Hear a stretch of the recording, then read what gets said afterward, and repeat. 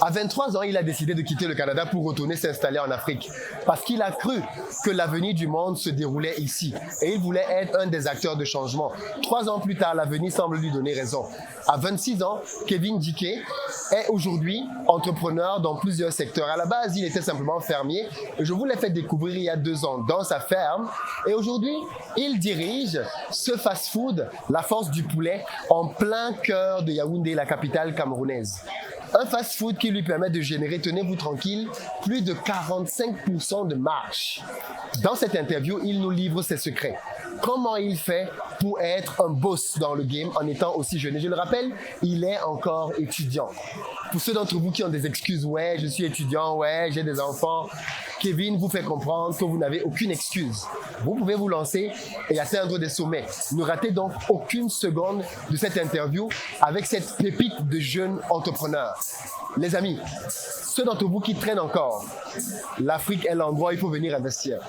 Et si vous ne savez pas comment faire, si vous voulez avoir les meilleurs conseils, astuces, une bonne feuille de route, je vous donne rendez-vous le 8 octobre en France, au Palais des Congrès de Versailles, pour une journée de formation inédite, au cours de laquelle je serai accompagné d'autres entrepreneurs qui ont plus de maturité que Kevin, qui font des chiffres d'affaires en millions d'euros en Afrique et qui sont partis de rien du tout en Europe.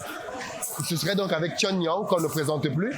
Je serai avec Haïté Maureen, la Lady Boss, qui nous viendra de Côte d'Ivoire. Je serai avec Duplex Kamgan, mais aussi Moulay Tabouré d'Afrique Créa. Et enfin, celui que je considère comme être mon mentor, Bentin Thiofo, qui hier était SDF à Paris et aujourd'hui est industriel à succès et qui embauche plus de 300 personnes au Cameroun. Les amis, c'est ici que ça se passe et c'est le meilleur moment pour revenir et bâtir ensemble notre continent.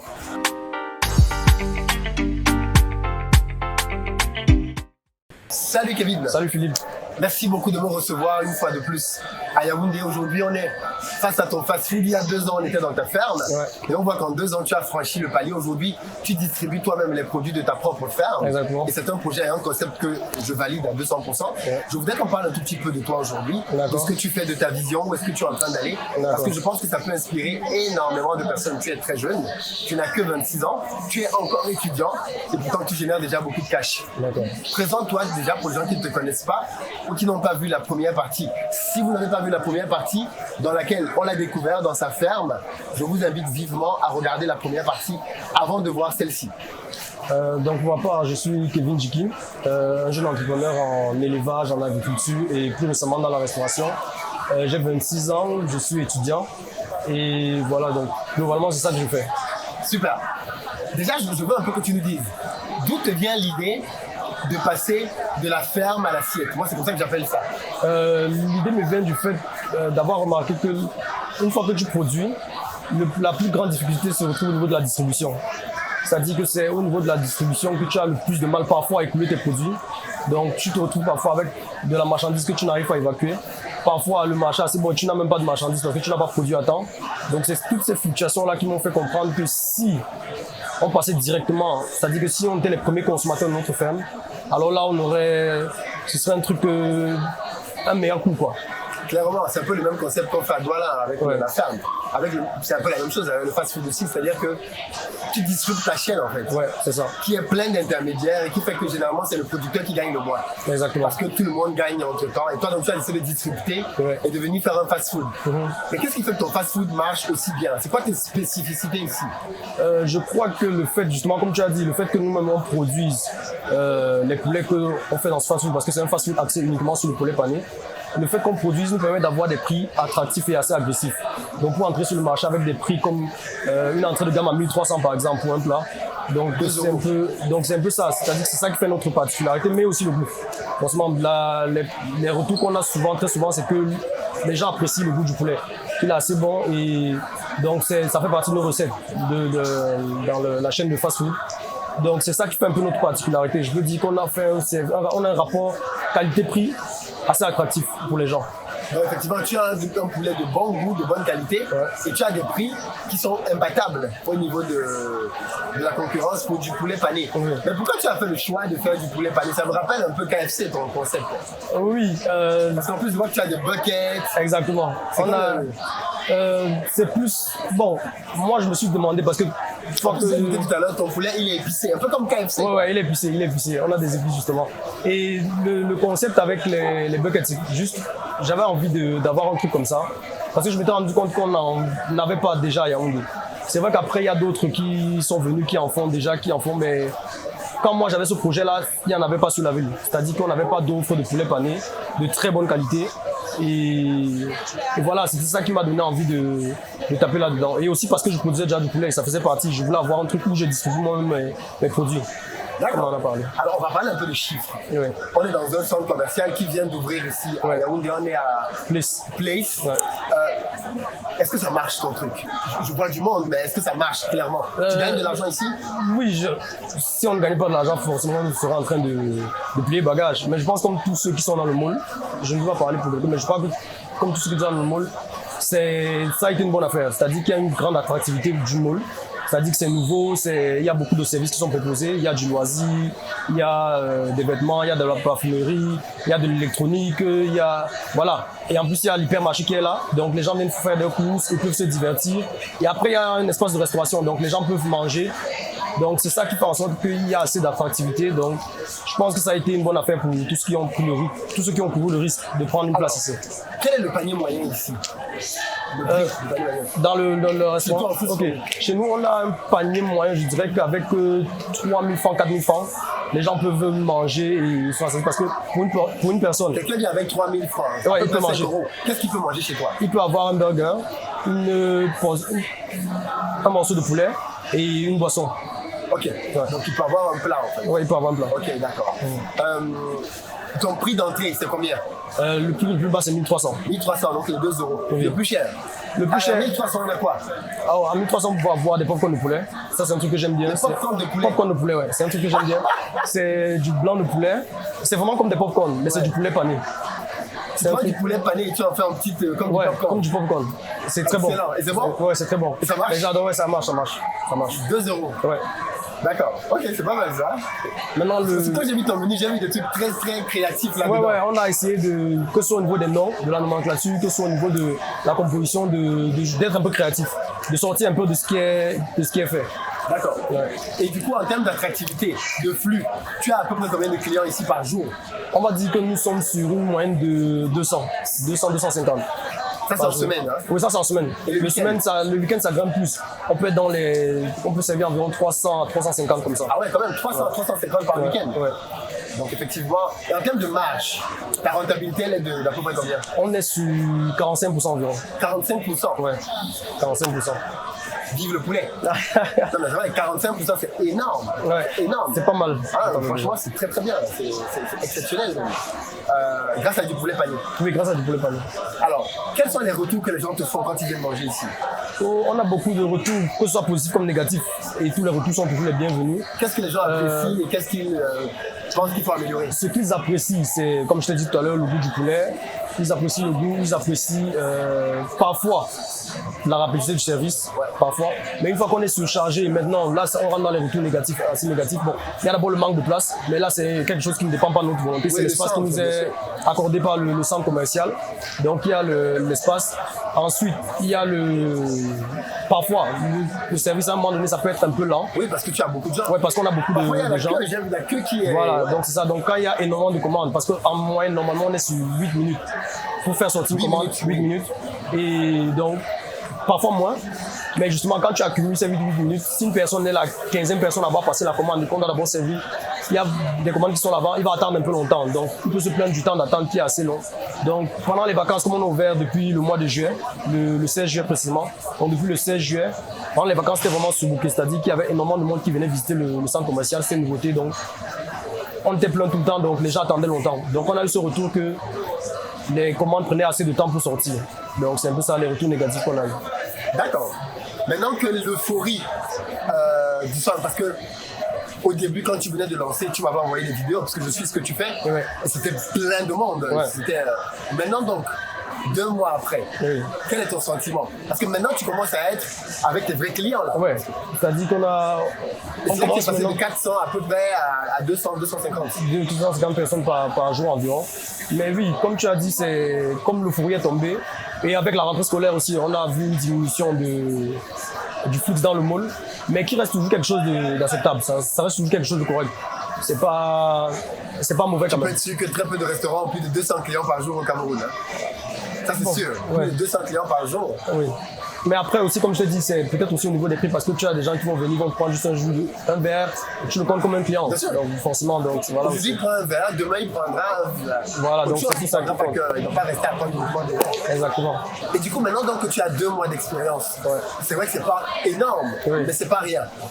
C'est quoi tes vrais challenges en interne? En interne, je dirais l'approvisionnement, c'est-à-dire que le fait de s'approvisionner des trucs de ce qu'on utilise localement, c'est un peu ça le vrai challenge en interne. C'est-à-dire que bien coordonner l'arrivée des marchandises. C'est-à-dire que soit nous au niveau du poulet, parce qu'on le prend le poulet, on le nettoie, on l'assaisonne avant de le transporter ici. Parce qu'ici, comme tu as remarqué, on n'a pas énormément de place. Donc on fait l'assaisonnement sur un autre lieu, dans un autre site, on fait ensuite acheminer ici. Donc parfois c'est ça. Donc parfois, Qu'est-ce que ça entraîne? Tu as des ruptures de stock? Parfois, des ruptures de stock. Parfois, on a des ruptures de stock. Ce qui fait qu'on se retrouve en train de proposer. C'est-à-dire qu'il y a des clients qui viennent, ils veulent peut-être manger quelque chose de spécifique. On lui dit non, c'est en rupture de stock. On peut vous proposer ça c'est pas bon, ouais. en attendant que Ça ça arrive. Ouais, ça arrive. D'accord, ça c'est le premier point, la rupture de stock. Ouais. Deuxième point, est-ce que tu n'as pas des avaries? C'est-à-dire que justement, le cas inverse, tu as trop stocké et au bout de 1 ou 2 jours, c'est plus le goût part. Non, pas du tout, parce qu'on ne garde pas énormément de trucs du poulet. On ne le garde pas parce que chaque jour, on fait des livraisons de poulet. quantité, ok. Voilà, donc on se fait livrer tous les jours. Donc, comme on produit d'abord dans la ferme que j'avais présentée il y a 2 ans sur ta chaîne, mais aussi on travaille aussi avec d'autres fermes parce que la production n'était pas assez pour subvenir à nos besoins. Ouais. Donc on a d'autres. Des fermes partenaires. Ouais, dans mon parcours, le temps que je faisais la ferme que je livrais le poulet, j'ai eu à rencontrer d'autres éleveurs avec qui on travaille aujourd'hui, ou alors d'autres fournisseurs avec qui on travaille toujours. Donc chaque jour, on essaye d'avoir des livraisons pour que les produits soient toujours frais. Et on s'arrange toujours à avoir un ratio pour qu'à la fin de la journée, on n'ait presque plus rien, pour que le lendemain, on ait un nouveau stock. C'est un peu ça. Donc, et c'est ce qui fait aussi la particularité, c'est qu'on utilise toujours des produits frais. Ouais, donc forcément, la qualité de ta nourriture, Ouais. ça se ressent au niveau du goût Ouais. d'avoir des produits frais. Au niveau de la gestion de tes équipes, est-ce que ça se passe bien? Tu n'as pas de difficultés? Est-ce que les gens comprennent le Oui. mindset dans lequel tu veux ton travail? Oui, justement, ils comprennent. On a pris le temps de bien les préparer aussi, de bien discuter avec eux. J'essaye toujours d'être assez proche d'eux. C'est-à-dire de discuter, de toujours essayer de comprendre ce qu'on peut faire parce que depuis le 16 qu'on a ouvert, j'étais pratiquement ici tous les jours. Il faut essayer de comprendre aussi les réalités auxquelles ils peuvent se frotter, comprendre les réalités, comprendre les difficultés pour savoir que voilà, c'est pour m'aider à prendre des décisions importantes, cruciales. Pour ne pas avoir à prendre une décision et ne pas être conscient des réalités qu'eux ils vivent sur le terrain. Donc j'étais là tous les jours, j'étais là vraiment tous les jours. Tous les jours j'étais là à leur côté, de l'ouverture à la fermeture. On était là ensemble et je travaille même avec eux. C'est-à-dire que je travaille avec eux pour leur montrer que voilà, c'est. Comme je dis souvent, c'est comme moi, on me l'a appris, mes parents, depuis que je suis petit, c'est le travail. C'est-à-dire qu'il n'y a qu'en travaillant qu'on obtient des résultats. Donc, c'est ce que je leur montre aussi, que c'est pas juste une relation de patron-employé, mais c'est une relation de collaboration, si je peux dire. Ils sont mes collègues de travail. Moi, je les considère comme des collègues de travail avec qui on travaille pour nos situations ensemble. Donc, c'est un peu ça. Donc, généralement, ça se passe bien avec eux. On a pris le temps, on a eu des gens avec qui on travaillait au début qui sont partis pour X ou Y raisons. Certains n'ont pas supporté le rythme du travail, d'autres c'est pour d'autres raisons, peut-être de performance. Mais sinon, l'équipe est restée assez stable et je crois que là, on a une équipe maintenant solide qui. Tu as combien de personnes là? On a une dizaine d'employés. Une dizaine? Oui, une dizaine Moi, d'employés. je ne le vois pas là, mais ça prend du personnel. En fait. Oui, ça prend du personnel. D'accord. Et qu'est-ce qui occupe le plus? C'est la cuisine? C'est le service? Les deux sont complémentaires, c'est-à-dire qu'il faut autant de travail en cuisine que dans le service. Parce que on a déjà une organisation, c'est-à-dire qu'au niveau, quand quelqu'un passe une commande par exemple, la commande va sortir en cuisine et ils vont s'atteler à le faire. Maintenant, il y a le suivi de la personne, c'est-à-dire qu'il faut rassurer la personne, ça prend trop de temps. Ils doivent toujours être à l'écoute, il doit avoir quelqu'un à l'extérieur pour tout le temps faire le nettoyage et tout quand les clients finissent de manger, ils se lèvent, ils s'en vont.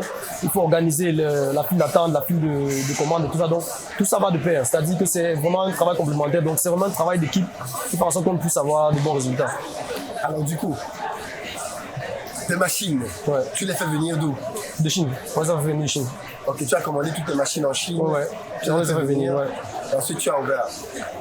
Alors, je tiens à le préciser, il est ici dans un centre commercial, le plus récent, ici à Yaoundé. Comment tu as fait pour avoir une place ici? Parce que je crois savoir que c'était une bataille pour avoir des places ici. Ah ouais, c'était pas facile. C'est seulement parce que j'étais entré en discussion avec le groupe CFAO, donc le groupe qui a le mall, en juillet 2021, donc l'année passée. Un an avant. Un an avant. Et je peux t'assurer que c'était pas. Là, on va le raconter comme ça, mais c'était vraiment un gros parcours. C'était pas gagné. Ouais. C'était pas gagné, mais je tenais aussi à les remercier parce qu'au final, ils ont décidé de faire confiance aux jeunes que je suis. Ils auraient pu prendre. Parce qu'il y en avait des dossiers. Ils auraient pu prendre quelqu'un qui venait avec une grosse franchise extérieure et tout. Ils ont décidé de faire confiance à un jeune entrepreneur local qui a fait quelque chose qui est avec des produits locaux, qui a essayé de faire quelque chose de bien. Et ils m'ont fait confiance et j'essaye d'être à la hauteur de la confiance qu'ils ont placée en moi pour représenter assez bien la vision du mall qu'ils avaient. Donc c'est un peu ça. Comment tu fais pour éviter qu'on te vole ici? Ah non, mais ici il y a une sécurité d'abord du mall. Déjà, il y a une sécurité du mall et après à la fin, parce que là tu ne vois pas parce qu'ils sont ouverts, mais à la fin il y a des grilles, tout le monde a des grilles. Là tu parles du vol extérieur, moi je te parle du vol intérieur. Ah, du vol? Comment tu sais que tes salariés ne piquent pas l'argent dans la caisse? Ah d'accord. Oui, mais on a un système de comptabilité. On ne vole pas tes poulets. Ah d'accord, on a un système de comptabilité de gestion qu'on a bien ficelé à ça et aussi le départ part d'abord d'une relation de confiance. C'est-à-dire qu'au départ on a d'abord confiance à ceux qu'on a pris. On n'a pas pris des gens, je veux dire de mauvaise foi. C'est-à-dire qu'on a pris le temps de discuter. Tu les connaissais les gens? Non, je les connaissais pas moi personnellement avant, mais quand on rencontre, parce qu'avant d'ouvrir, on les a formés pendant un certain temps, parce qu'on les a formés 2 mois avant l'ouverture. Donc j'ai appris à les connaître, à comprendre un peu qui ils sont et voilà. Donc c'est-à-dire que il y a d'abord ça, la confiance, mais après la confiance n'exclut pas le contrôle. Donc on a un système de contrôle assez propre à nous qu'on a assez bien développé, qui nous permet d'être sûr qu'on rentre dans ce qu'on fait. Au niveau de tes outils de gestion, tu travailles comment? C'est-à-dire, est-ce que tu as un logiciel pour ta comptabilité? Oui, on a au niveau de la caisse, d'abord on a un logiciel pour les rentrées et les sorties de la caisse. Après, nous en amont maintenant, c'est-à-dire que mon partenaire et moi, nous-mêmes on suit la comptabilité pour le moment, on le fait nous-mêmes. J'ai essayé de monter un assez bon tableau sur un tableur et voilà, ça nous fait le taf. D'accord, ok.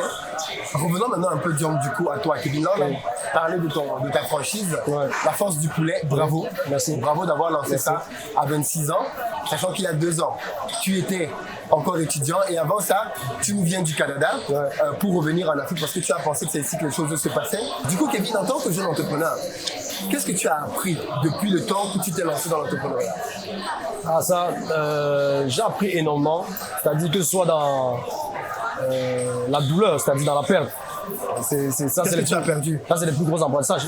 J'ai eu à faire de la distribution de poulet de ferme parce que quand moi j'ai perdu de l'argent. C'est-à-dire que ça n'a pas toujours été couronné de succès. C'est-à-dire qu'il y a eu des échecs. Il y a parfois eu même des regrets. C'est-à-dire que parfois tu te demandes est-ce que j'ai fait le bon choix et tout. Donc c'est pas tout le temps facile. Ça n'a pas tout le temps été couronné de succès, mais c'est à force de continuer que tu y parviens. Maintenant, ce que j'ai appris, par exemple, j'ai appris ce que c'est que la production, la distribution, la transformation. Tout ça sont des secteurs dans lesquels j'ai beaucoup pris de l'expérience et j'ai appris comment ça se passe, quels sont les enjeux et comment le réaliser étant au Cameroun, c'est-à-dire étant en Afrique ici, au Cameroun. D'accord. Ouais. Quelles sont tes plus grandes fiertés? Mes plus grandes fiertés? Ah oui, ça c'est quand tu vois par exemple que tu as une dizaine de personnes qui à la fin du mois comptent sur toi, qui peuvent prendre soin de leur famille, prendre soin de leur entourage parce que tu as réussi à mettre quelque chose sur pied. C'est valorisant. Ouais, ça fait un coup au cœur. Honnêtement, c'est une des plus grandes fiertés. C'est-à-dire que j'étais rentré pour essayer de mettre ma pierre à l'édifice. Et quand tu vois que voilà, tu es capable d'employer des gens qui soient de mon âge, plus petit que moi, voilà, plus âgé que moi, c'est une fierté. Une des questions que tout le monde va se poser, il est étudiant, il est jeune, où est-ce qu'il prend l'argent pour financer ses projets? Ah d'accord. C'est le plus. Oui. Parce que tous les étudiants vont te dire, mais oui, mais moi je suis étudiant, mais lui il a pris l'argent. Oui, forcément. Donc, comme je t'avais expliqué, parce que ici je suis copropriétaire, donc au départ, comme tu avais vu, il y avait une ferme que je faisais tourner. Donc on peut dire qu'il y a une partie qui venait de ses bénéfices. Une autre partie, c'est-à-dire que c'est la famille, notamment mes parents qui m'ont fait confiance. C'est-à-dire que mes parents qui m'ont fait confiance, qui se sont dit, ok, on peut l'aider avec un soutien financier et peut-être il va réussir quelque chose, tu vois. Mais c'est venu avec de la confiance, avec ce qu'ils me voyaient faire. C'est-à-dire que le travail qu'ils me voyaient, l'acharnement que je mettais à l'intérieur et tout. Et l'autre partie, justement, c'est j'ai contacté quelqu'un avec qui je me suis associé, le propriétaire de la franchise notamment, qui m'a aussi beaucoup appris, que ce soit sur le plan de la restauration rapide, le plan de tout ce qu'on est en train de faire aujourd'hui. Donc 3 sources. La première, ta famille. Oui. C'est tellement important de dire ça parce que beaucoup de gens qui cherchent de l'argent, j'aime souvent le dire, si les gens qui sont proches de toi ne sont pas prêts à miser sur toi, il y a un problème. Parce que ça veut dire que tu n'inspires pas assez la confiance et le sérieux. Il y a des parents qui, ils ont tellement confiance en un enfant. Moi, j'en connais un comme ça.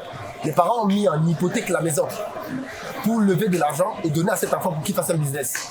Ça te dit le niveau de confiance que les parents ont en lui. Pourquoi? Parce qu'au fil des années, ils ont vu le sérieux de l'enfant dans la gestion de l'argent et ils se sont dit, lui, ce ne serait pas une perte de miser de l'argent sur lui pour qu'il développe quelque chose. Donc toi, tu fais partie de ces enfants-là qui ont su rassurer autour de cette très bonne chose.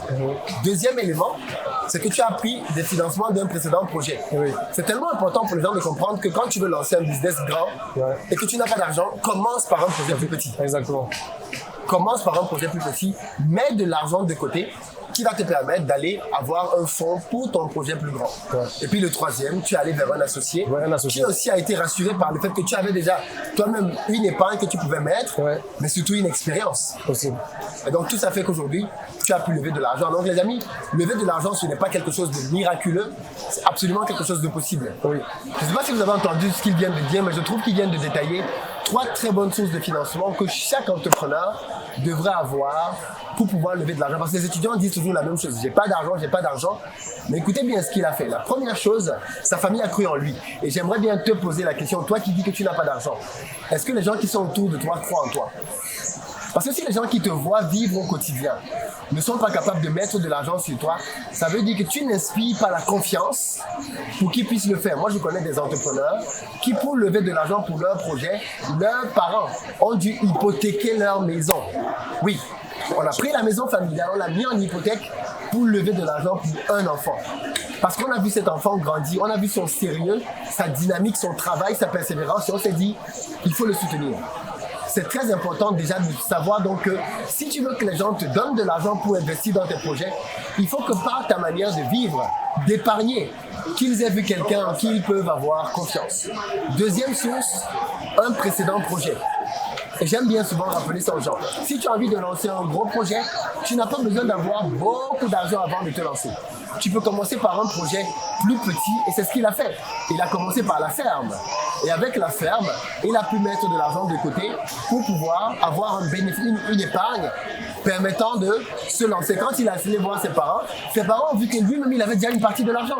Il n'est pas venu bras ballants. Donc les gens qui viennent pour demander des prêts là, et qui n'avaient rien pour leur projet, dehors les amis, tu dois toi-même mettre de côté d'abord une partie de l'argent pour qu'on ressente que tu es sérieux. Pourquoi tu veux venir demander à quelqu'un de mettre 100% de l'argent sur ton projet? Ça ne fait absolument pas sens. Tu dois toi-même montrer que tu as une partie. On dit que quand on lave un enfant, lui-même il se frotte le ventre. Tu dois montrer que tu peux investir. Et puis la troisième partie, un associé. Si tu n'as pas assez d'argent pour ton projet, trouve-toi des associés. Des gens qui vont venir mettre leur argent dans ton projet. Je vois des gens qui ont des projets et ils te disent non, je veux faire ça seul, mais j'ai pas d'argent. Ok, attends alors. Non mais tu peux aller vers un associé et l'associé va regarder ça. Est-ce que tu as déjà toi-même une partie que tu veux apporter? Est-ce que tu as une expérience qui fait que tu peux mettre mon argent? Et toi tu avais coché toutes les cases. Et c'est ça qui a fait que malgré le fait que tu sois étudiant, que tu sois encore très jeune, tu as pu lever les fonds pour pouvoir développer ton fast-food. Depuis qu'on est là tout à l'heure, vous pouvez le voir, ça ne désemplit pas. Il y a tout. Je pense même honnêtement que tu es le restaurant qui vend le plus ici. Bon, je ne veux pas parler parce que je ne connais pas les chiffres des autres. En termes de nombre, il y a beaucoup de gens. Oui, peut-être, sûrement. Mais aussi en termes de... Peut-être pour d'autres, un client équivaut à 10 chez moi. À 10 chez toi parce qu'ils ont des prix plus élevés. Voilà, donc c'est ça. En tout cas, tes prix sont abordables. On voit beaucoup de jeunes. Et bien, c'est qui ta clientèle ici? Justement, c'est plus des jeunes, comme tu as dit. Il y a aussi des familles, mais aussi des personnes adultes qui passent. Et voilà. Le poulet, c'est universel, honnêtement. Qui n'aime pas le poulet? Poulet, frites. Il n'y a pas d'âge, voilà. tout le monde consomme. Mais écoute Kevin, je suis très content de cette deuxième visite qu'on est venu faire 2 ans après. Et de voir que tu es maintenant ici avec un fast-food, ça fait vraiment plaisir. Tous ceux qui sont à Yaoundé, les amis, venez manger ici, venez vous goûter, découvrir, donner de la force à Kevin. Il le mérite amplement. Il prouve qu'on peut être jeune, travailler sérieusement et gagner de l'argent. On n'a pas besoin de faire des choses bizarres, occultes. Et puis, l'argent, c'est pas une question d'âge, honnêtement. C'est pas une question d'âge. Il faut croire en soi, se donner les moyens de travailler et les résultats vont suivre. Est-ce que tu veux dire quelque chose pour sortir cette interview? Oui. Parler un peu de la rencontre qu'on avait eue il y a 2 ans, c'est-à-dire investir au pays. Ah oui, c'est investir au pays, oui, bien sûr. La conférence, parce que pour moi, ça a été vraiment un carrefour. C'est-à-dire que c'est là-bas que j'ai rencontré un personnage clé de ce que j'ai pu faire par la suite. C'est-à-dire que c'est là-bas que j'ai rencontré M. Apollos, qui faisait dans la restauration rapide. C'est-à-dire qu'il a une chaîne de pizzeria, Raffaello Pizza. Donc, salut Apollos. Donc c'est là-bas que je l'ai rencontré. Et ça a été un monsieur qui m'a énormément appris. C'est-à-dire que je me souviens encore, j'ai l'impression que c'était hier, mais c'était il y a 2 ans. Je me souviens encore, juste après la conférence qu'on s'était rencontrés, qu'on vient dans un de ses restaurants et on avait discuté pendant 30 minutes. Et quand j'étais sorti de la discussion, j'avais l'impression que je venais de faire 2 ans d'études.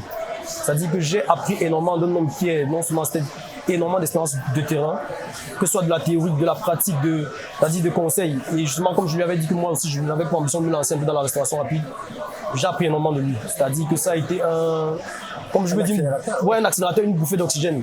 C'est-à-dire qu'il m'a donc investi au pays, vraiment été ce carrefour-là, où j'ai pu le rencontrer. C'est pour ça que c'est ce que moi je conseille souvent à ceux qui me demandent comment. Moi je leur dis, trouvez-vous au bon endroit. C'est-à-dire que si tu veux te lancer dans un domaine, essaie de te retrouver dans un domaine où les gens le font déjà, pour avoir des conseils, pour avoir ces astuces-là, pour éviter de tomber dans des pièges dans lesquels eux ils sont tombés. Parce que tu vas bénéficier, si quelqu'un a déjà 3 ans dans un domaine où tu veux te lancer, tu bénéficies de 3 ans d'expérience de la personne. Il va te parler de ses loupés. Aujourd'hui, moi, si je parle de la distribution, que ce soit la distribution, la production, mais j'en ai commis des erreurs. Et tu l'apprends amèrement, c'est-à-dire que quand tu as une paire de sèches de plus de 100 000 francs et que tu restes là, tu te dis, mais attends, comment je fais pour remonter ça? C'est des trucs que tu apprends, mais c'est un apprentissage. La prochaine fois, tu feras plus de même. Tu es apte à mieux appréhender la chose et réussir la prochaine fois. Donc c'est un peu ça. Merci beaucoup Kevin de faire la transition. Je pense qu'on en parle généralement, mais les gens ne réalisent pas l'importance de se former et de venir dans ce genre d'endroit. Les gens ne viennent pas à des formations rien que pour Philippe ou pour les personnes, mais aussi pour les gens qui participent. Et à chacun des événements qu'on fait, vous allez y trouver énormément d'entrepreneurs. Et c'est ce qui s'est passé avec Kevin. Il y a 2 ans, il est venu à une de nos formations et il a rencontré là-bas Apollos, qui a été un personnage clé pour pouvoir lancer aujourd'hui lui-même son propre fast-food. Et c'est comme ça qu'on progresse. Et je le dis tout le temps, vous devez être aux bons endroits et rencontrer les bonnes personnes. Si tu ne rencontres pas les bonnes personnes, tu vas stagner, tu ne pourras pas progresser, tu n'auras pas les résultats qu'il faut. Mais si tu rencontres les bonnes personnes, il y aura un avant et un après. Donc moi, je suis très content de voir comment Kevin progresse. On continue de suivre sa croissance. Et à chaque fois qu'on peut, on vient lui donner de la force comme aujourd'hui. Et je vous invite vraiment, vous aussi, à venir vous former. Tous les amis qui sont à Paris, en France, en Europe, et même en Amérique, et qui peuvent être là le 8 octobre, venez le 8 octobre à Versailles, ça va être énorme. On sera 1500, imaginez 1500 personnes qui s'intéressent au business. Tu ne peux pas repartir de là sans avoir au moins 10 contacts clés. C'est impossible. Tu ne peux pas repartir de là sans avoir un prestataire ou des clients pour tes produits. Tu ne peux pas. Clairement, il faut venir à ce genre d'endroit, faire les bonnes connexions et simplement passer à un autre stade. Les liens pour prendre vos places sont en barre de description. Merci beaucoup d'avoir fait cette petite aparté par rapport à investir au pays. On est très content de ce que tu fais. Merci. Et je ne cesse à chaque fois que je peux de prendre le travail que tu fais ici en exemple parce que tu es jeune et il faut que les gens comprennent bien que les histoires d'argent, ce n'est pas des histoires d'âge. Beaucoup de gens se cachent derrière leur âge. Comme on dit, oui mais moi je suis jeune, j'ai 25 ans, mais qu'est-ce qui se passe? Comment tu penses que 25 ans, c'est pas un âge où on peut gagner beaucoup d'argent? Oui, et aussi, je ne suis pas le seul. C'est-à-dire que j'ai rencontré d'autres jeunes qui font de l'entrepreneuriat, qui poussent, qui ont même du succès. Comme par exemple, il y a Collins, il a une cellule juste là, iPhone Cameroun, où il revend des produits Apple. Donc, lui aussi, c'est un jeune que j'ai rencontré ici, entre locataires. Donc, on a eu le temps de discuter. Il fait un travail assez formidable aussi. Donc, il y a d'autres jeunes aussi qui le font. C'est-à-dire que je pense peut-être que ce serait plus comme je dis, prendre pour modèle. C'est-à-dire que si les gens prenaient des bonnes personnes pour modèle, ils verront que c'est pas sorcier, c'est-à-dire que ça se fait, c'est faisable. C'est-à-dire qu'avec le travail, l'acharnement et aussi une vision assez poussée, on peut arriver à des objectifs bien placés. Merci beaucoup, Kevin. Ouais. On reviendra, je ne sais pas quand, dans 2 ans, 3 ans. Mais je sais que tu ne seras plus ici, tu seras ailleurs. Parce que tu ne cesseras de grandir. Beaucoup Merci. de courage à toi, beaucoup de succès. Merci. Venez manger chez La Force du Pays si vous êtes à Yaoundé. La Force du Poulet. Donnons de la force à Kevin et à tous ces jeunes entrepreneurs qui ont tout donné. Et puis surtout, lancez-vous. Arrêtez avec les excuses. Je suis maman, j'ai des enfants, je suis jeune, je suis étudiant. Kevin, quand il a commencé, il était beaucoup plus jeune que maintenant. Il a quitté le Canada pour revenir ici parce qu'il avait compris que c'est ici que les choses se passent. Tu n'as aucune excuse. Passe à l'action.